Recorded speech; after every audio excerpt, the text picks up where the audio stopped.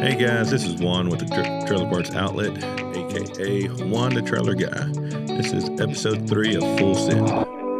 Let's get straight to the point. This what you do and what you don't do. No bullshit, sugarcoat when it comes to repairs and maintenance. Advice you can go to. Full Send, no edits, cause just go to Full Send, and we'll get you done right. Full Send, and we'll get you going right. Full Send, keep it going day and night. If this ain't just a podcast, we get it right and keep it tight.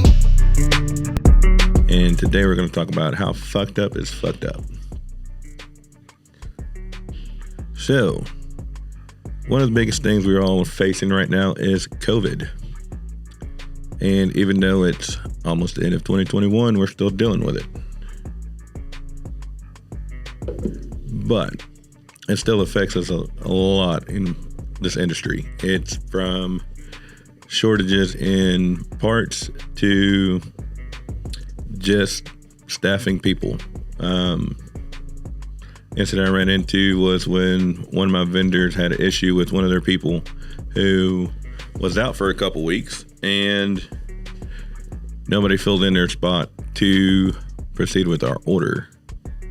And shit happened, so it's understandable, but it's just, what are we doing to keep from that happening again? And that's one of the things we do here. And I want to say we're pretty good at it, but we learn from it. We learn from our mistakes, and we try to pick up quick. So if there's a shortage somewhere, staff-wise, what the fuck is going? Staff-wise, we typically try to fill in that shoes with somebody else. So if I'm out, Caitlin or Lacey or JC or Thomas will step in and help fill that gap. And same thing, if we're short on sales, I'll try to fill in the gap as much as possible. And with fulfillment, as I was doing that yesterday. But now there's a shortage of parts all the way around, and it's putting a cringe on everybody because as much as we want to try to help the customer out and get them back on the road, it's putting a kink in the system. And that's one of the things that just sucks about it, because it's out of our control. I mean, we can get shit ordered, but it's going to be, I think the last ocean freight that I quoted was $36,000 for one 40-foot or 20-foot container. But no, pricing is getting outrageous. Hopefully, from what I've heard, second quarter of 2022 is supposed to drop, but that's only going to create even a bigger problem on the other side.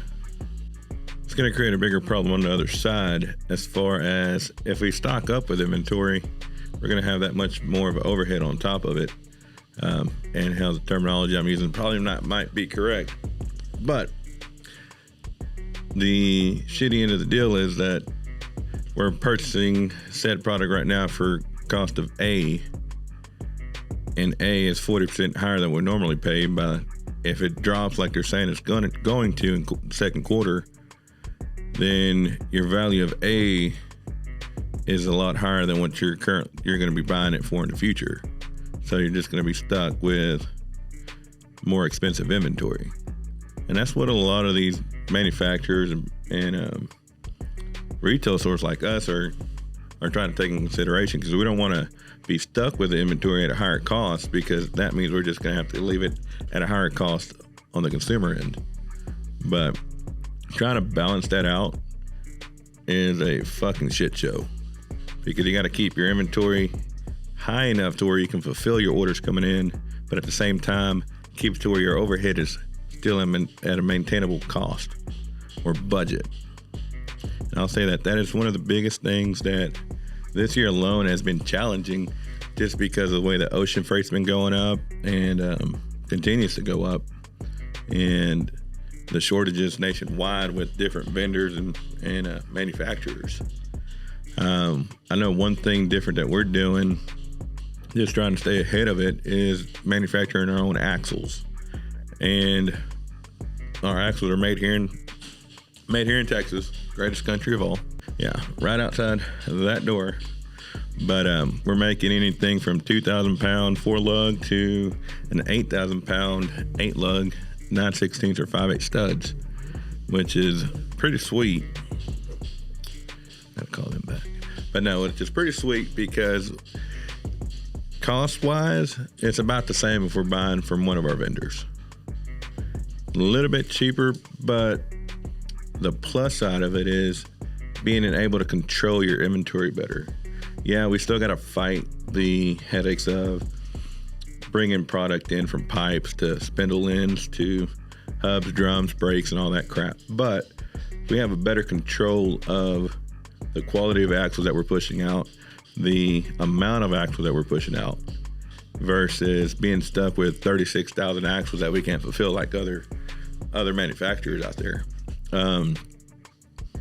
Our axles come, typically you have a butt weld, and our axles have a fillet weld, which is a 40% stronger weld on the wheel end side of it. And our axles come with a 7-year warranty. All our brakes come with self-adjusting brakes, CSA certified. I mean, it's just something that we've made a footprint into the game that's a little bit different from everybody else. Right now, I think there's only about 2 or 3 major axle manufacturers, and my goal is to be number 1. But no, that's one thing that we're doing different. That's what you got to do in this industry. You got to figure out what you're going to do different from the other guy to stay ahead of the game. I mean, if you can get the advantage of being able to control your inventory a little bit better and have more control over it, that'll give you an ace up the sleeve going down the road trying to control your inventory and how much money you're putting out.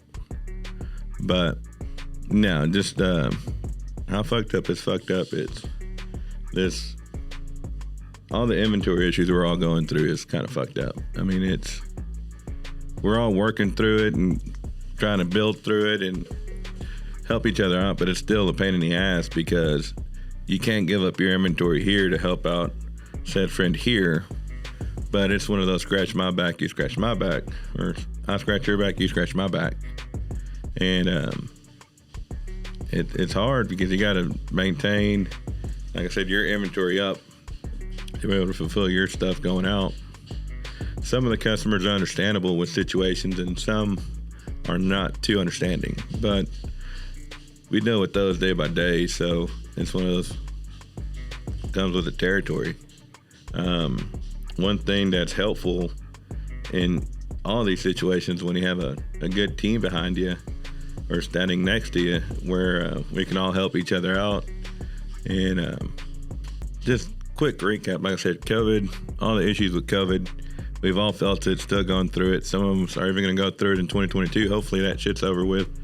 It goes back to, like I said in episode 2, and what I just said now a minute ago was having a great team behind you and standing with you while you're trying to go through all these phases and changes and trying to adapt to what's going on in the industry today, whether it's in this industry, in the trailer industry, in the automotive industry, and just in the industry, period, is having a great team, having a game plan, having,